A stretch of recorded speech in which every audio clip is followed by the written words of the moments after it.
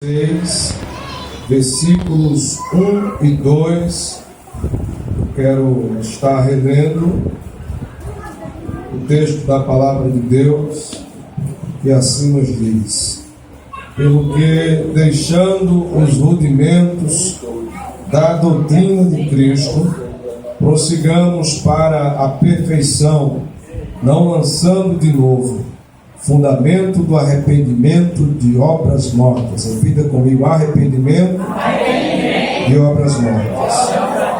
Prosseguindo da fé em Deus, e o ensino sobre batismos e imposição de mãos, e sobre a ressurreição dos mortos e o juízo eterno. E você diz amém. Amém.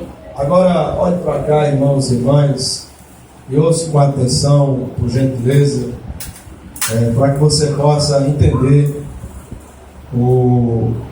a proposta aqui desse estudo bíblico. Quando a gente fala de rudimentos, o que quer dizer rudimentos? Rudimentos da doutrina de Cristo. Todos aqui sabem que doutrina significa? Significa o quê? Ensinamento. Ensinamento ou ensino. Então, quando fala-se da doutrina de Cristo, fala-se do ensinamento de Cristo, sobre Cristo. Mas o que seriam os rudimentos? A palavra rudimento significa algo básico, fundamental, elementar. Nosso sistema de ensino é dividido em ensino fundamental, ensino médio e ensino superior.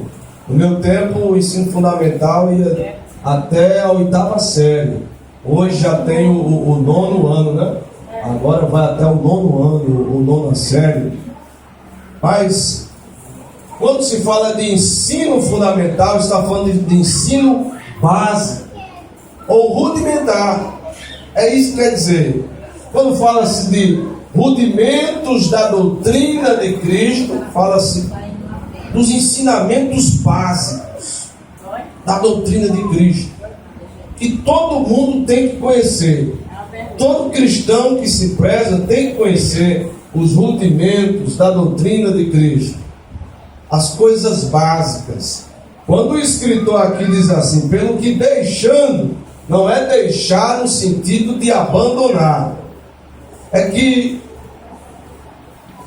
o seu destinatário, para quem ele escreveu essa carta, eles já conheciam o que era de básico da doutrina de Cristo. Então, quando ele fala deixar, ele está falando, isso aí a gente já viu.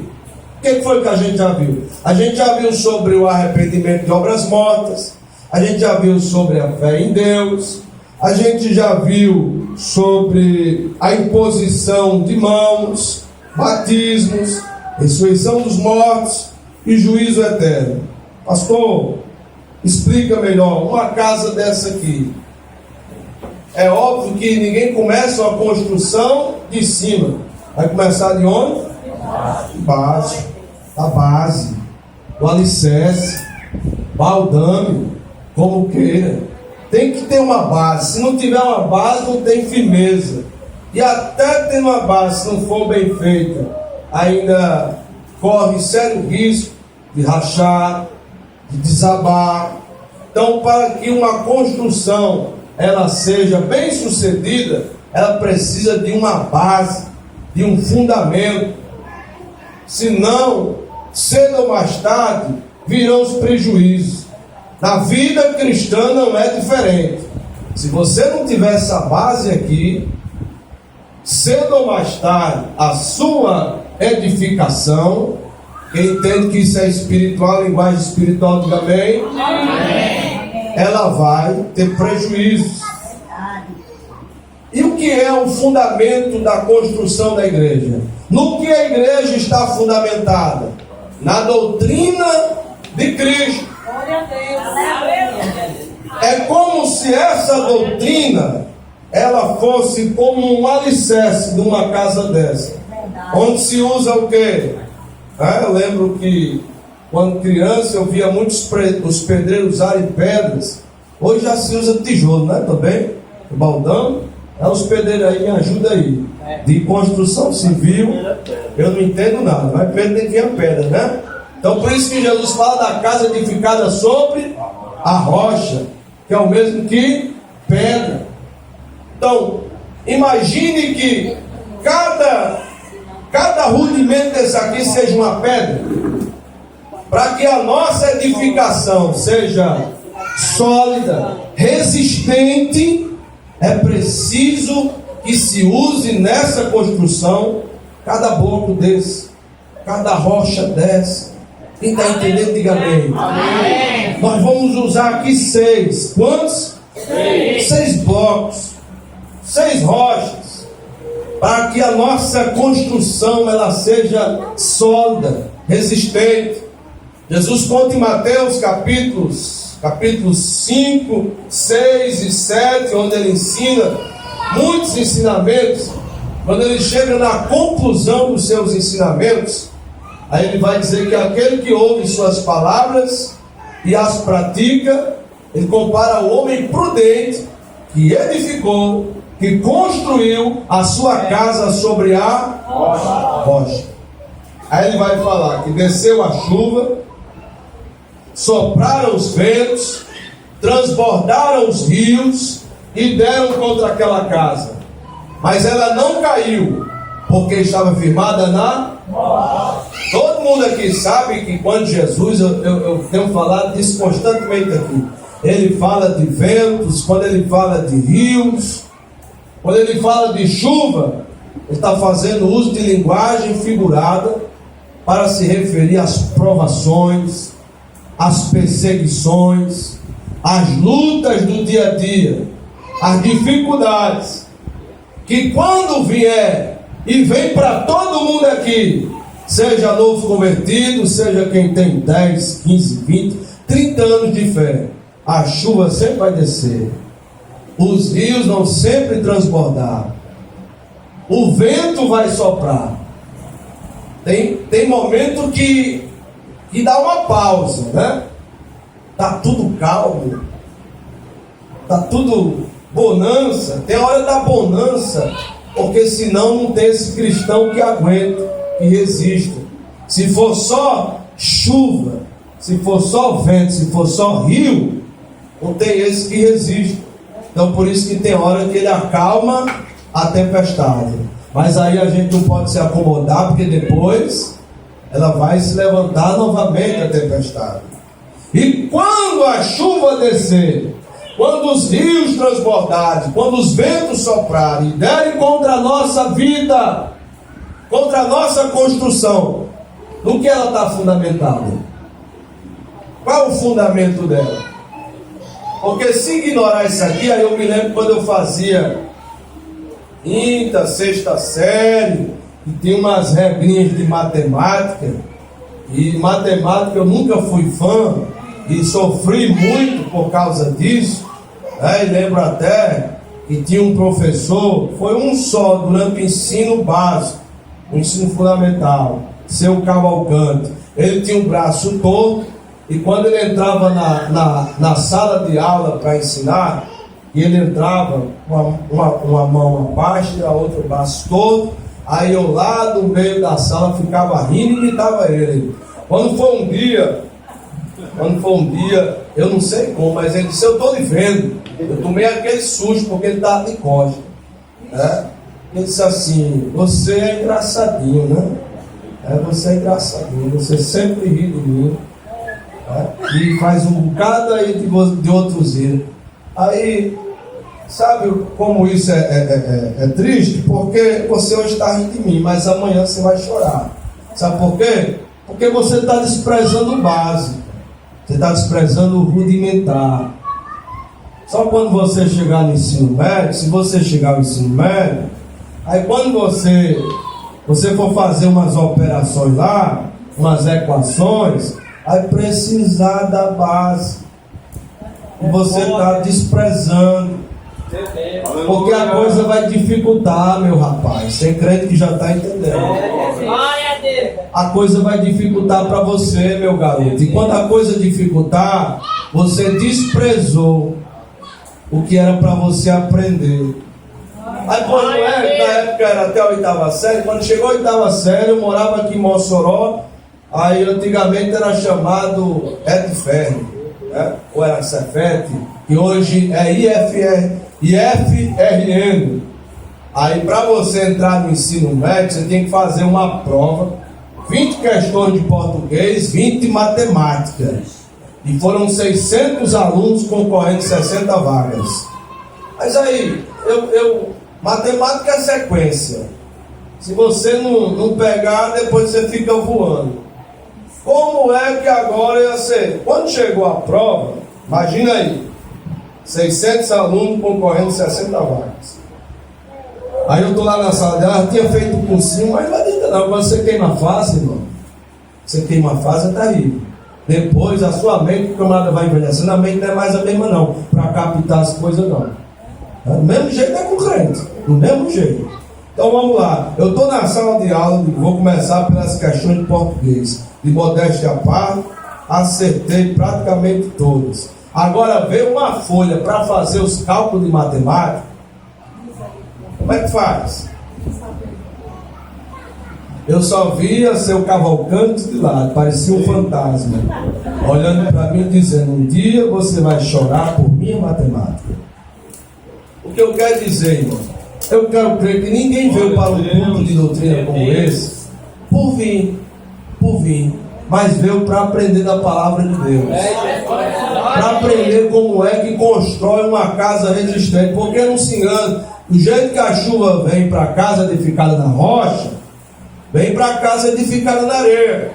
E Jesus diz: quem escuta essas minhas palavras, ou seja, quem vem para um culto de doutrina como esse e não guarda, não atenta, não cumpre, não põe em prática, a chuva vai descer, os ventos vão soprar, os rios vão transbordar, e depois não adianta ficar iaiai e ui, porque a casa na areia. Então o segredo da firmeza do cristão está em ouvir a palavra e guardar. Não tem segredo, não tem mistério. Se você não amar a palavra de Deus, não tem como você se firmar. Eu contei domingo agora no culto de jovens, né? Alguém pode achar, o homem natural, ele pode achar que a gente está perdendo tempo aqui. Eu vou para um culto para ficar ouvindo 1 hora um pastor falar. Ele não sabe, ignora.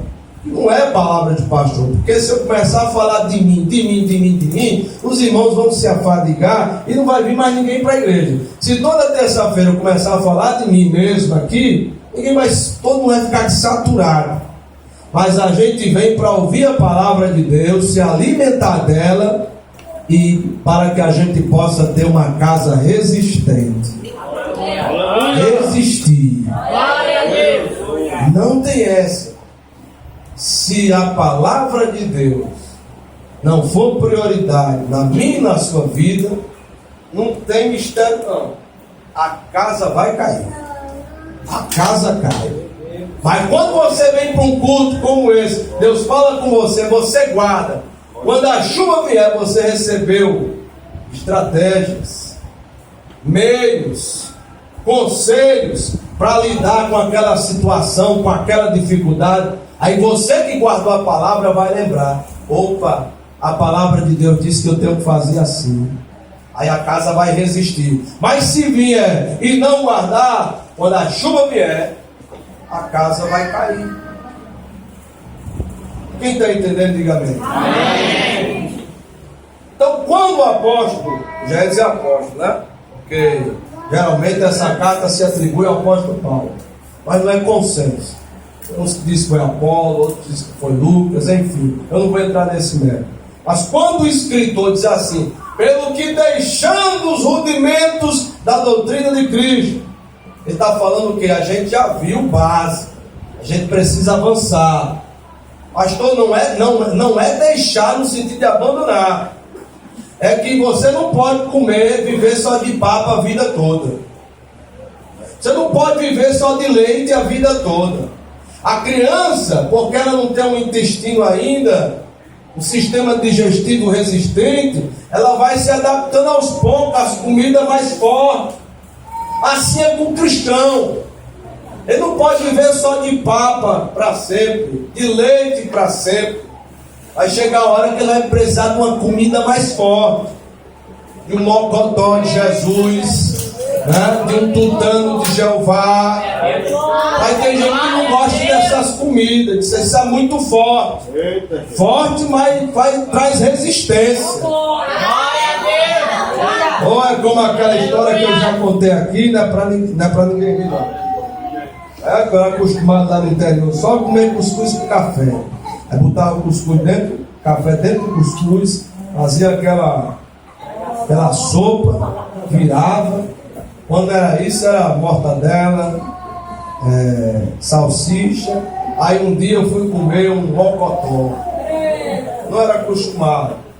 Eu comia aquele mocotó e comecei a ver as coisas girar as estrelinhas, e suava frio.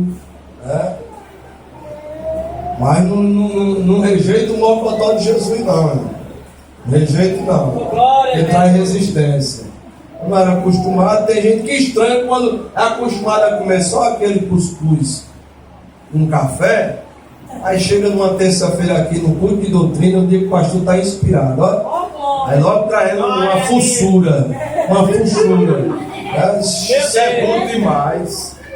Mas é assim, a gente precisa comer uma comida resistente também. Então eu estava falando e acabei me esquecendo. Domingo aqui no culto de jovens, eu citei um exemplo do irmão que ele era assinante de uma revista de publicação evangélica. Aí ele escreveu, irmão Jacaíus, para a redação daquela revista e disse assim: olha, faz 30 anos que eu sou crente. Há 30 anos que eu vou para a igreja, eu já perdi as contas de quantas pregações eu já ouvi. Eu devo ter ouvido umas 3.000 pregações. Mas eu acho que eu perdi meu tempo, esse tempo todinho. Porque eu não consigo lembrar nem do que um pastor pregou no mês passado. Eu acho que nem um pastor se lembra. Está 30 anos indo para a igreja, ouvindo pregação. Eu acho que eu perdi meu tempo, né? Aí o editor da revista leu, parou, aí escreveu de volta, né? Tinha uma seção da revista que era destinada ali para os assinantes darem suas sugestões, seus palpites.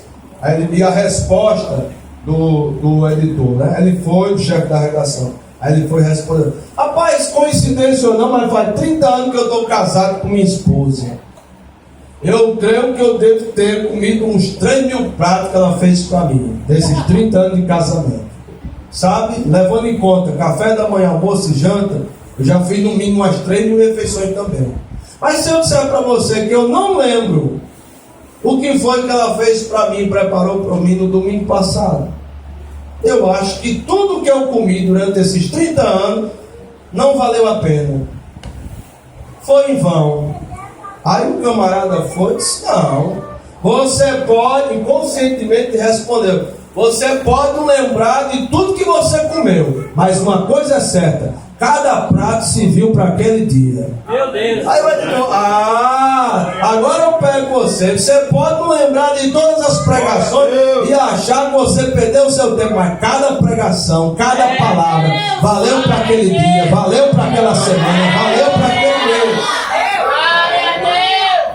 Então tem gente que não entende por que a gente tem que estar sempre no culto de doutrina, se alimentando da palavra. Porque vai servir para a caminhada, serve para a caminhada. Então quando o Paulo fala dos rudimentos, a gente está vivendo um tempo onde, por se tratar dos últimos tempos, Jesus veio. Então o inimigo está fazendo o quê? Ele está usando a própria palavra para enganar as pessoas distorcidamente. Então já tem gente que outrora cria em Jesus, já não está mais crendo em Jesus. Esse era um dilema do destinatário aqui, dos Hebreus, onde o escritor procura enfatizar aqui a superioridade de Cristo. Que Jesus é superior aos anjos, é maior do que os anjos, é maior do que todos, e é digno de todo louvor, de toda adoração. que foi constituído por Deus o Pai como herdeiro de todas as coisas, e nós somos co-herdeiros dele.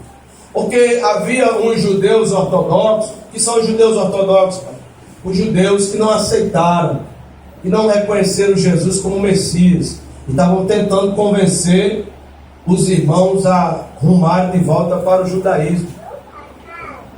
E o escritor vai ter essa preocupação agora de procurar alertar os irmãos. Como eu falei aqui, eu já podia ter passado para a segunda carta aos Coríntios, mas o inimigo está enganando pessoas em coisas básicas. Por exemplo, que Jesus é o Senhor, é o mediador entre Deus e os homens. Já tem pastor e já não crê mais em Jesus, se convertendo ao islamismo, por incrível que pareça, apostatando da fé. Como o inimigo está enganando pessoas com coisas básicas, aí o Espírito Santo falou comigo assim: vá para o básico, volte para o básico, ensine o básico para o povo, ensine os rudimentos, as coisas básicas da doutrina de Cristo. E o primeiro rudimento da doutrina de Cristo que a gente quer trabalhar aqui é o arrependimento de obras mortas. Repita mais uma vez: arrependimento de obras mortas.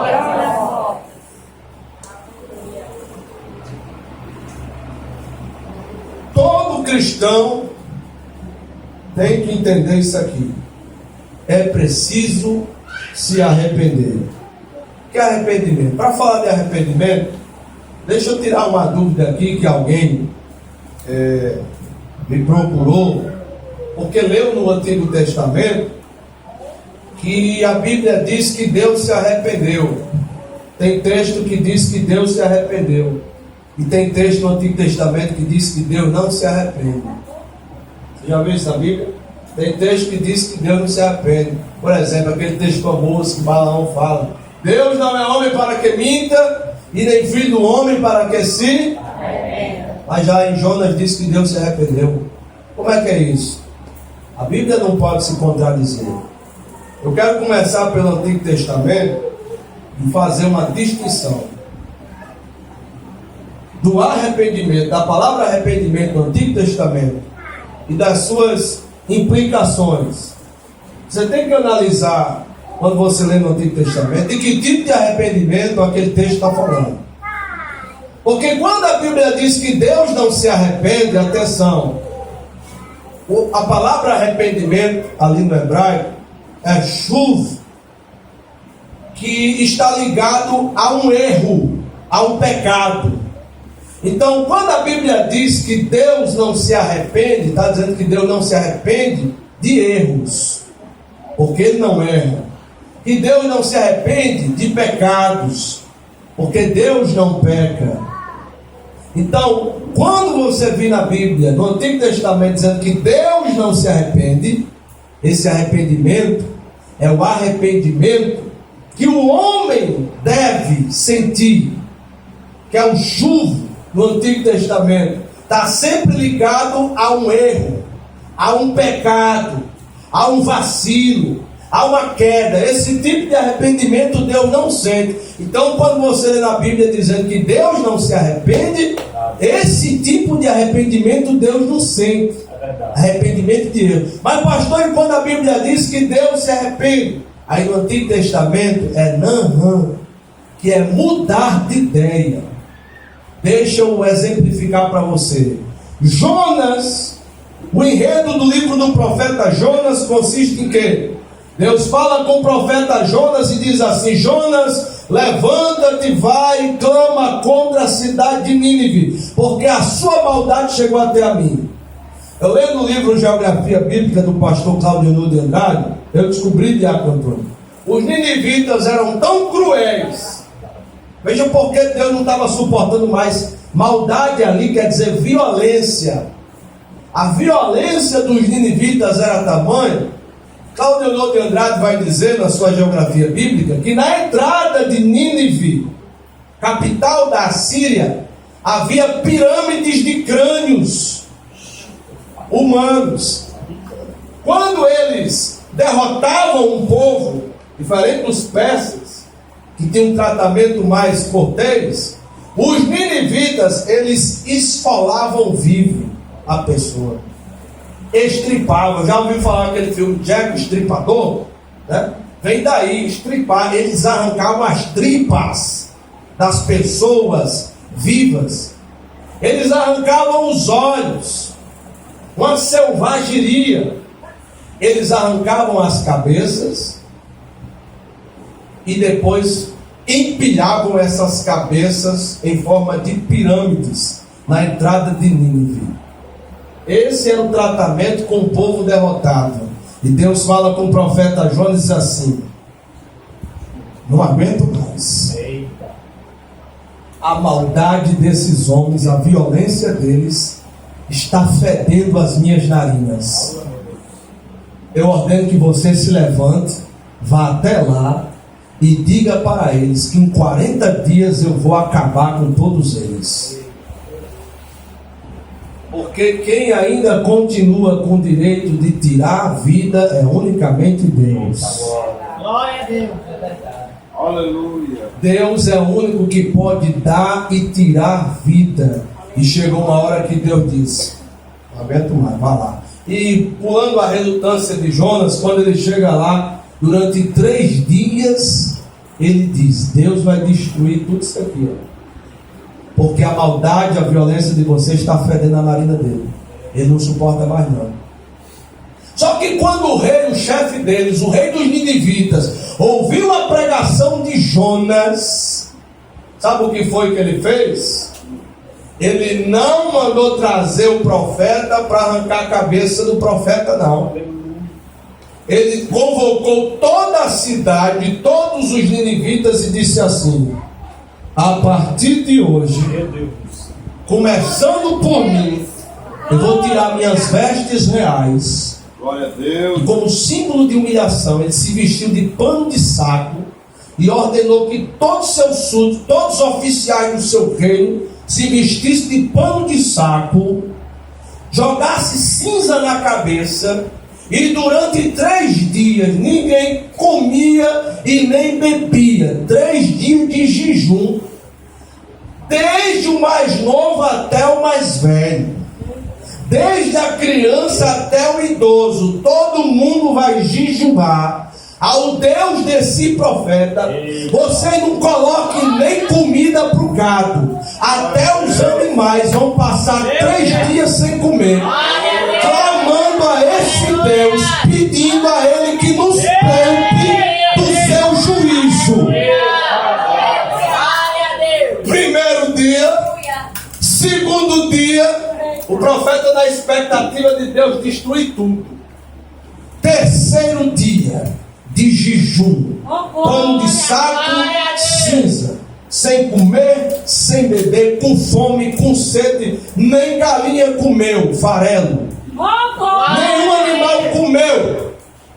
Quando foi com 3 dias, diz o texto que Deus se arrependeu. Arrepender ali em Jonas capítulo 3 não é chuva, é Naham. Deus mudou de ideia. Quando viu a humilhação do povo, Deus disse: não vou destruir mais, porque se humilharam, se arrependeram. Se arrependeram. Tem 2 tipos de arrependimento nessa história: o arrependimento dos ninivitas, chuva, está sempre ligado ao erro, e o arrependimento de Deus, Jonas 3, Naham, está ligado a mudar de ideia. Aí tem gente que diz assim: Deus falou que ia destruir, e cadê que não aconteceu? É porque tinha alguém com o joelhinho dobrado. Glória a Deus. É porque tem alguém ainda com o joelho dobrado. É porque tem alguém ainda derramando lágrimas. Deus se contradiz. Deus disse que ia destruir, estava decidido. Mas a misericórdia dele falou mais alto. Por isso que Jeremias diz que as misericórdias do Senhor são a causa de não sermos consumidos. Quando Deus viu a humilhação deles, Deus disse. Aí o João, o profeta, quis até questionar, né? Porque ele subiu no monte, se sentou, se deitou debaixo de uma árvore e ficou lá de camarote esperando Deus, quem sabe, mandar fogo como mandou em Sodoma e consumir tudo. Adormeceu, quando ele adormeceu, aí Deus mandou um bicho que comeu os ramos da árvore. Ele se acordou com o sol no rosto, viu que o bicho tinha comido e foi questionar com Deus: Deus, o Senhor mandou um bicho para comer a árvore que estava me fazendo sombra, Deus. Aí Deus falou: tudo bem, você se compadeceu de uma árvore e você não queria que eu me compadecesse de 120 mil ninivitas há 3 dias sem comer e poder pedir da minha misericórdia, rapaz. Arrependimento de obras mortas. Porque todas as obras que a gente faz quando estamos no mundo, elas são mortas diante de Deus. Outra coisa que se aplica ao arrependimento de obras mortas é alguém praticar boas obras com o intuito de ser salvo. Quando as obras, por mais que elas sejam importantes, as boas obras, elas não são meritórias para salvar. Então ninguém pode achar que vai para o céu porque foi caridoso, porque deu esmola, porque distribuiu cestas básicas. Isso é louvável e agradável a Deus quando feito de coração, mas não é suficiente para salvar. Cornélio não podia ver um mendigo estirar a mão, que ele dava esmola. Atos capítulo 10. E chegou uma hora que Deus mandou um anjo para ir lá e visitar ele e dizer para Cornélio: Cornélio, as tuas obras chegaram diante de Deus. Deus tem visto as suas esmolas, sua caridade. Mas falta uma coisa, Cornélio: você conhecer Jesus e se arrepender dos seus pecados. Porque quando a gente pensa que vai ser salvo por causa de boas obras, a gente está dizendo que o sacrifício da cruz foi em vão, que o sacrifício da cruz é insuficiente para salvar. Praticar boas obras é dever do homem, mas boas obras não são sinônimo de salvação. Então não vou praticar, pastor. Embora as boas obras não sejam meritórias para salvar, mas o salvo inevitavelmente pratica boas obras. Ele não pratica para ser salvo, ele pratica porque é salvo. Por ser salvo é diferente. É por isso que Deus, quando envia o profeta João Batista lá no deserto da Judéia, qual a pregação de João Batista? No que consiste a pregação de João Batista? Arrependei-vos, porque é chegado o reino dos céus. Quando você lê a conjugação verbal arrependei-vos, ao longo de todo o Novo Testamento, vem do verbo grego antigo metanoia, que quer dizer mudança de pensamento. Então não vale mais aquela coisa: eu sou dono da minha vida, dono do meu nariz, eu faço o que eu quiser. Não, na minha não. Como foi lido aqui na leitura oficial do culto de jovens, Eclesiastes 12: lembra-te do teu Criador. Glória a Deus. Ninguém se autocriou, não. Nós temos o Criador. Não, eu fui gerado do meu pai e da minha mãe. E seu pai e sua mãe foi gerado de quem? Dos avós. E os avós? Dos bisavós. Vai ascendendo para onde é que vai parar? Vai parar lá em Adão e Eva. Quem foi que criou Adão e Eva? Eita. Ele é o Criador. Aleluia. Ele é o Criador. Aí João prefere acreditar que é descendente de um macaco, de um homem sapiens, de um primata. Olha, veja bem, sabe quem foi que inventou isso? Foi Charles Darwin, cientista, biólogo, que era até crente, batista ou presbiteriano, se não me falha a memória. Mas quando a sua filha morreu, primeiro ela adoeceu. Quando ela adoeceu, ele esperava que Deus curasse ela. Deus não curou ela. Veja a origem da teoria, a origem das espécies. Como Deus não curou ela, levou a criancinha para a glória, ele se viu no estado agora de ceticismo e passou a desacreditar de Deus. Foi para a mata, para a floresta, começou a observar insetos, animais, e ali veio a inspiração para escrever o livro A Origem das Espécies, alegando, afirmando que tudo que existe, vem lá de um protozoário, de um germe, foi sofisticando até chegar no macaco, do macaco chegar no homem. Só não explica por que o macaco no zoológico não continua ainda, prosseguindo nessa transformação. É uma coisa tão sem lógica. Por causa do ceticismo dele, o inimigo aproveitou. Ele escreve que tudo que existe é fruto de uma explosão cósmica chamada Big Bang. É a teoria do evolucionismo. Isso é ensinado nas escolas até hoje. Só que o que não é ensinado nas escolas é a carta de renúncia de Charles Darwin. O tratado de renúncia, quando ele estava no leito, prestes a morrer, ele pediu perdão a Deus, voltando atrás, por Deus não ter curado a sua filha. Ele pediu perdão por ter propagado. O diabo aproveitou até hoje a ensinar que tudo que existe é fruto de uma explosão cósmica. Esse negócio de haja luz, de Deus trazer à existência o que não existia, isso aí é fábula, isso é lenda.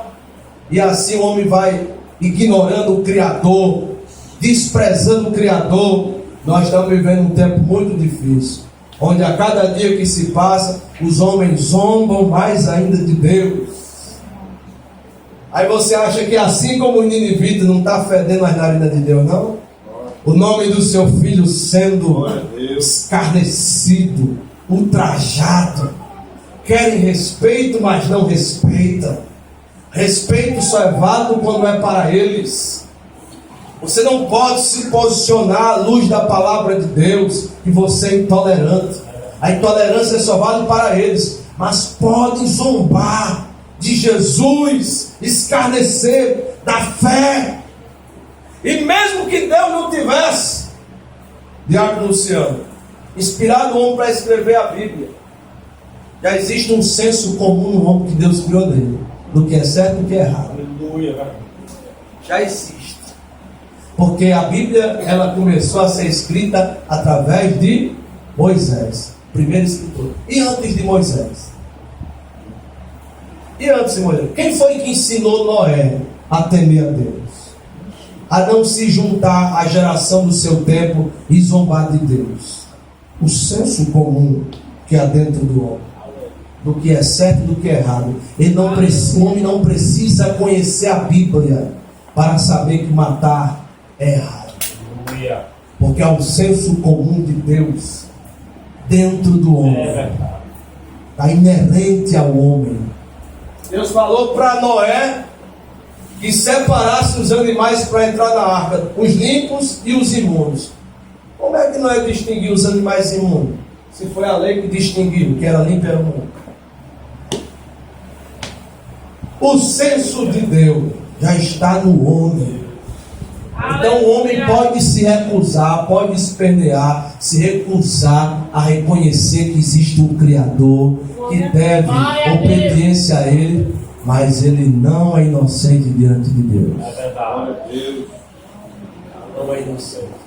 Porque eu gosto sempre de citar Romanos, quando Paulo diz: os atributos invisíveis de Deus, tanto seu eterno poder, sua divindade, claramente se vê e se percebe pelas coisas que foram criadas, de modo que são inexcusáveis. Ou seja, o homem olhar para o céu, para o sol, para a lua, para as estrelas, para o céu, para as águas, achar que tudo isso é fruto de uma explosão, é como você bater no liquidificador banana, mamão, maçã, aí você faz uma vitamina, depois joga no ar, aí sai Um guarda-roupa.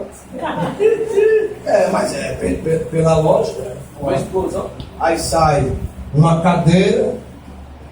Dizer que tudo isso é como já dizia Voltaire. Eu não consigo imaginar que por trás de um relógio tão grande como esse, chamado universo, não exista um relojoeiro por trás.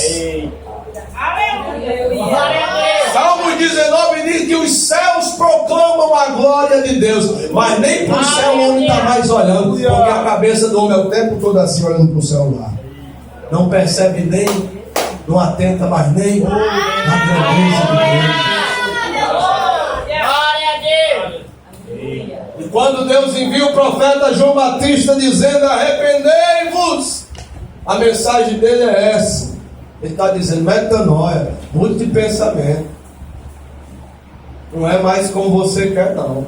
Você não se manda mais, não. Jesus, quando vai inaugurar o ministério, já que Antônio pregou aqui no culto evangelista, é na mesma pegada de João Batista. Mateus capítulo 4, versículo 17. Arrependei-vos, porque é chegado o reino do céu. Glória a Deus. Quando Pedro, quando dá a ocasião da descida do Espírito Santo, que o Espírito Santo desce sobre os 120 irmãos, e aquela multidão está atônita, pasmada lá do lado de fora, sem entender muito bem o que está acontecendo, mas alguma coisa mexeu com eles. Não adianta não, irmão. Quantos testemunhos eu já não ouço desde criança?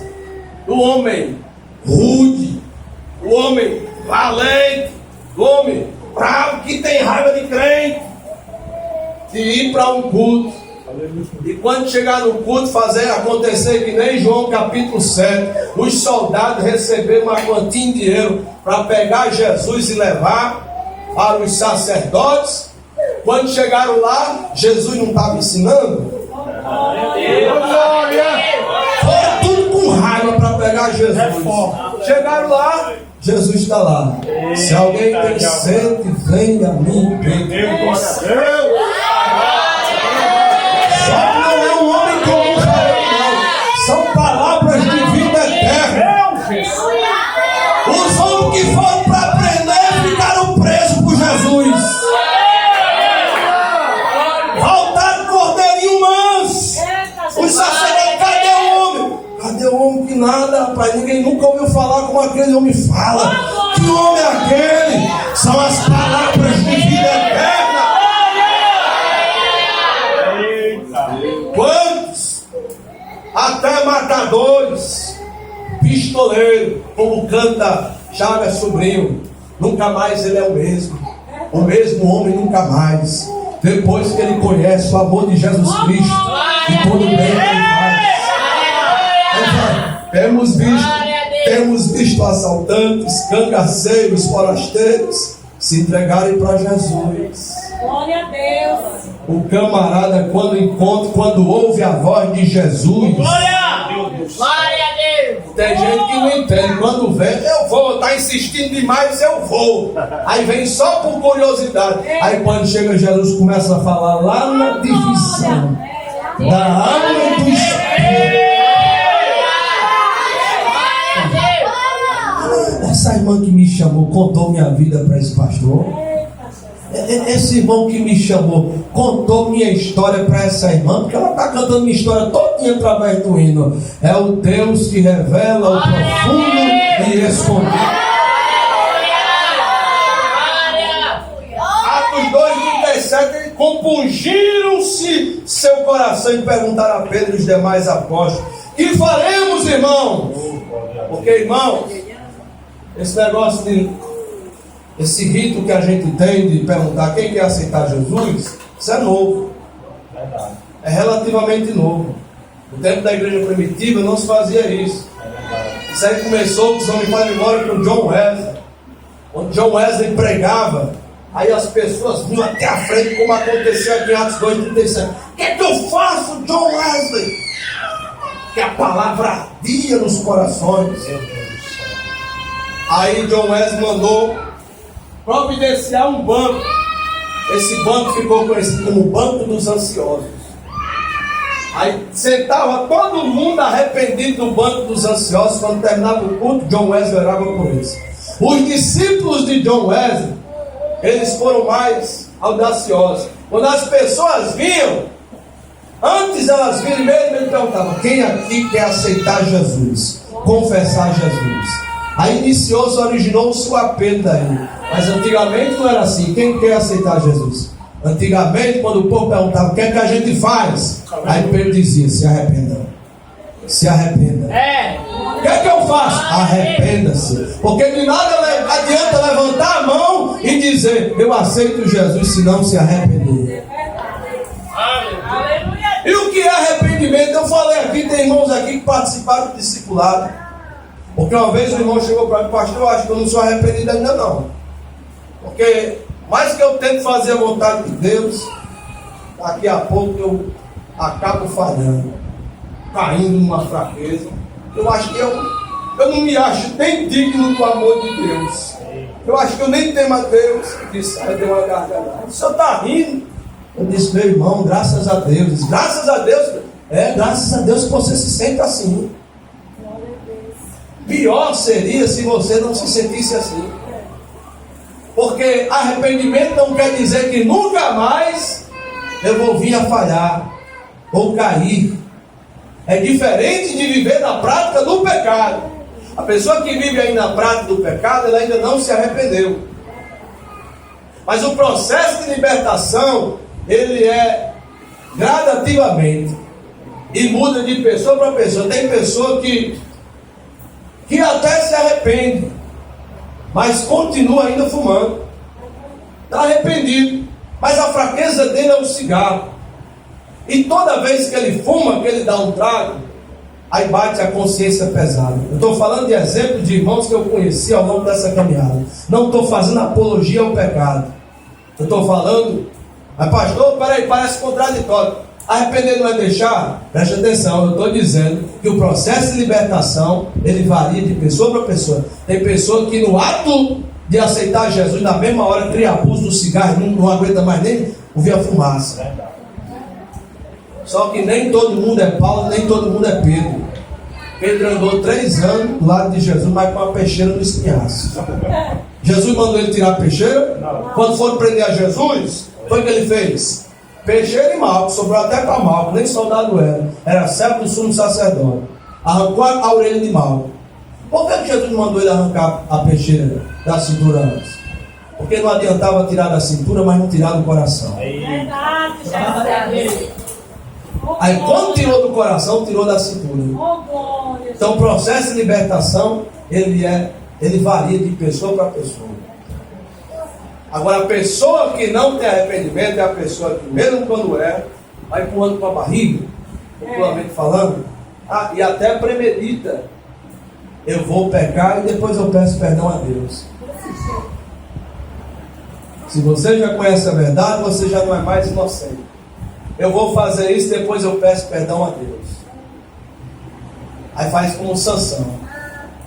Sansão diz: eu vou sair como eu saí das outras vezes dessa situação. Aí chega uma hora e diz a palavra: o Espírito de Deus saiu dele e ele não sabia. Porque veja que mesmo Sansão pecando, o Espírito Santo está dentro dele.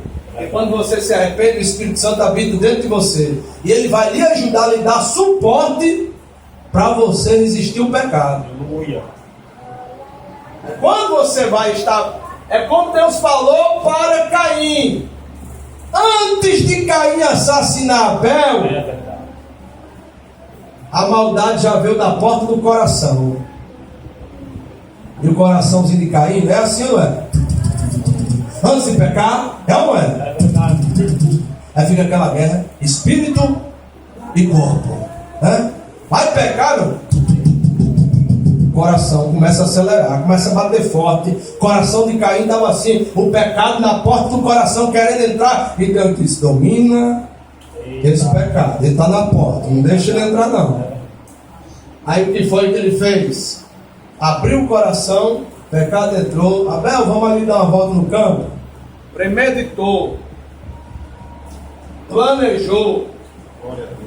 É o pecado de Davi, foi o pecado de Davi, a iniquidade, o pecado premeditado. Vamos lá, chegou no campo, já tinha entrado, tem que fechar a porta. Tem que fechar a porta. Se eu sei, naquela, eu já aconselhei pessoas ao longo dessa caminhada. Irmão, se você tem um vício no álcool, o que é que você quer passando na frente de um bar? Ou parando lá, nem que seja para cumprimentar um colega. Depois a gente se fala. Mas você é besta, então vem aqui, eu tomo um refrigerantezinho. Quando você der conta, você está enchendo a cara. Tem que arrudei, vá pela outra rua.